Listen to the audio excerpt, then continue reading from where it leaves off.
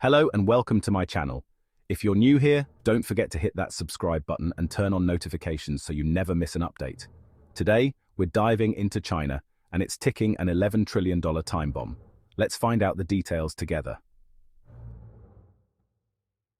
China. It's big and powerful, and right now it's sitting on an $11 trillion time bomb. We're talking about their real estate market, folks, and it's about as stable as a Jenga tower built by a toddler on a roller coaster. Imagine the chaos. For decades, China's economy has been soaring, reaching new heights year after year. They've pulled millions out of poverty and become a global superpower, a true economic miracle. But this rapid growth has come at a cost. Debt, massive, overwhelming debt. And a lot of it. We're talking trillions of dollars. The problem is, a huge chunk of that debt is tied up in real estate. We're talking empty cities, unfinished buildings, and a whole lot of borrowed money that might never be paid back. It's a ticking time bomb. This isn't just China's problem, it's a global issue. It's a global issue that could send shockwaves through the world economy. So buckle up, because we're about to dive into the wild world of China's real estate debt crisis. Stay tuned.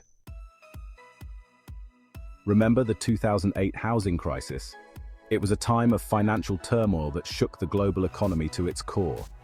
Yeah, imagine that, but on steroids and with a side of dumplings. The scale of construction in China was mind-boggling. For years, China's economy was fueled by insane amounts of construction. Skyscrapers, highways, and entire urban landscapes seemed to spring up overnight. Apartment buildings, shopping malls, even entire cities were built at a breakneck pace. It was as if the country was in a race to build the most, the fastest. Local governments, desperate for cash, encouraged this building boom. They saw it as a quick way to boost their revenues and economic standing. They sold land to developers at sky-high prices, creating a system where everyone was incentivized to keep building, whether or not anyone actually needed another apartment or shopping mall. It was a cycle of relentless construction. Banks, swimming in cash, handed out loans like candy on Halloween. They were eager to fund these massive projects, seeing them as low-risk investments. Developers, flush with easy money, kept building and buying more land. The more they built, the more they profited, at least on paper. It was a recipe for disaster, and everyone was too busy partying to notice the cracks in the foundation. The atmosphere was one of unbridled optimism and excess. But guess what? People in China need a place to live, not just concrete shells of potential. The demand for actual livable spaces was not keeping up with the supply. This over-reliance on real estate created a bubble. Property prices soared and speculation ran rampant. And as we all know, bubbles are fun until they burst. When the bubble finally popped, it left a trail of economic devastation in its wake. Enter Evergrande. It was once China's second-largest property developer, a behemoth with its hands in everything from apartments to electric cars. But behind the shiny facade, Evergrande was drowning in debt. In 2021, the music stopped. Evergrande defaulted on its debts, sending shockwaves through China's financial system. Suddenly, everyone realized that the emperor had no clothes, or in this case, no equity. Evergrande wasn't just a single company failing, it was a warning sign. It exposed the fragility of China's entire real estate market, revealing the systemic risks lurking beneath the surface. Think of Evergrande as the first domino to fall. And trust us, when it comes to a debt crisis of this magnitude, there are always more dominoes waiting to topple. Remember those dominoes we mentioned? Yeah, they started falling. Evergrande's collapse triggered a chain reaction, dragging down other developers, construction companies, and even banks. Suddenly, everyone was worried about getting their money back. Investors pulled out, lenders tightened their belts, and the party was officially over. The once booming real estate market slammed on the brakes. Construction projects were halted, leaving behind eerie ghost cities and half-finished buildings. Property prices plummeted, wiping out savings and leaving homeowners underwater on their mortgages. This wasn't just a blip on the radar, it was a full-blown crisis. And it wasn't just contained to China's borders either. The ripple effects of Evergrande's collapse were about to be felt around the world. Beijing's balancing act, bailouts and band-aids for a bleeding market. So what happens when the world's second-largest economy starts to wobble? Panic mostly, but also a whole lot of government intervention. China's leaders, facing their biggest economic challenge in decades, sprung into action. They started throwing money at the problem, bailing out failing companies and trying to prop up the market. They also slapped on some band-aids in the form of new regulations.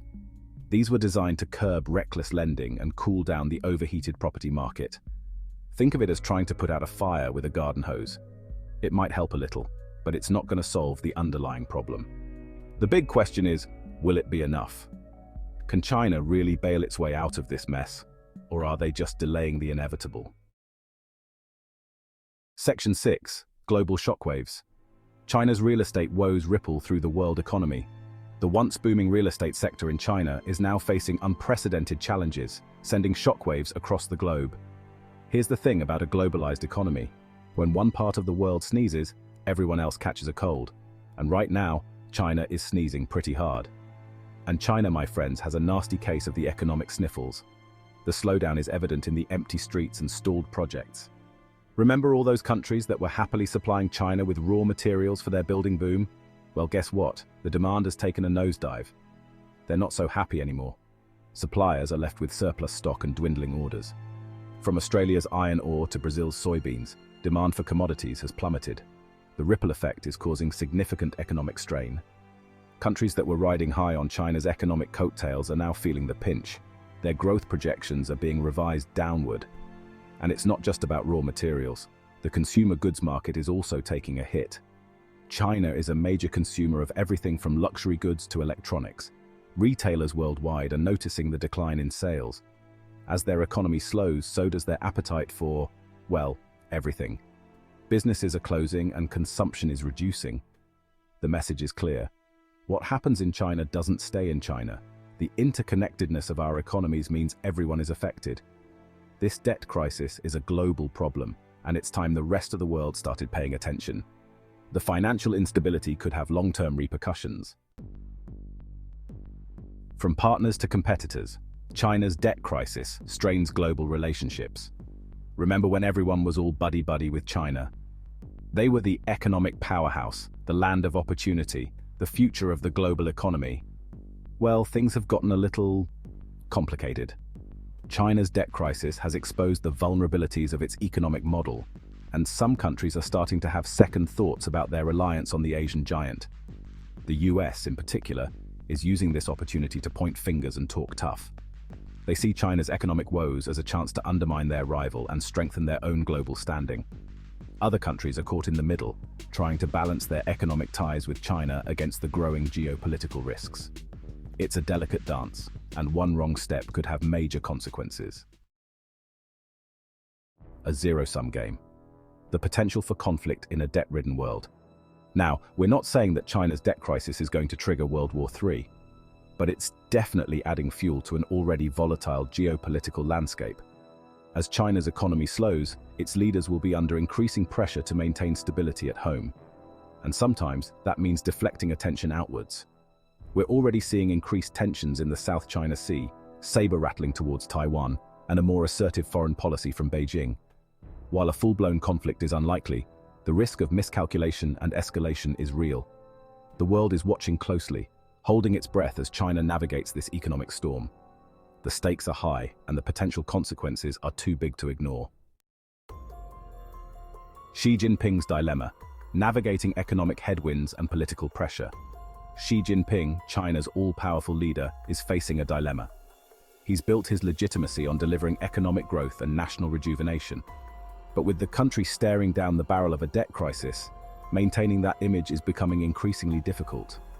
On the one hand, he needs to take decisive action to address the root causes of the problem, even if it means short-term pain for the Chinese people. On the other hand, he can't afford to alienate the powerful interests that have benefited from the current system. It's a tightrope walk, and a misstep could have serious consequences for both China's economic future and Xi Jinping's own political survival. The whole world is watching to see which path he chooses. The dragon's shadow, looming uncertainty over China's economic future. So, what does the future hold for China's economy? That, my friends, is the million-dollar question, and anyone who claims to have a definitive answer is either lying or delusional. The reality is that China is facing a perfect storm of challenges. From a shrinking workforce to rising inequality and a global economic slowdown, the headwinds are strong. The choices China makes in the coming months and years will have profound implications, not just for its own people, but for the entire world. A global crossroads, China's debt crisis, and the future of the world order. China's debt crisis is more than just an economic issue, it's a geopolitical turning point. It's a stark reminder that the rules of the game are changing and that the world is entering a new era of uncertainty. The old certainties are gone, and the future is up for grabs. The choices we make today will determine the shape of the world for generations to come. So buckle up, folks, because the ride is about to get a whole lot bumpier.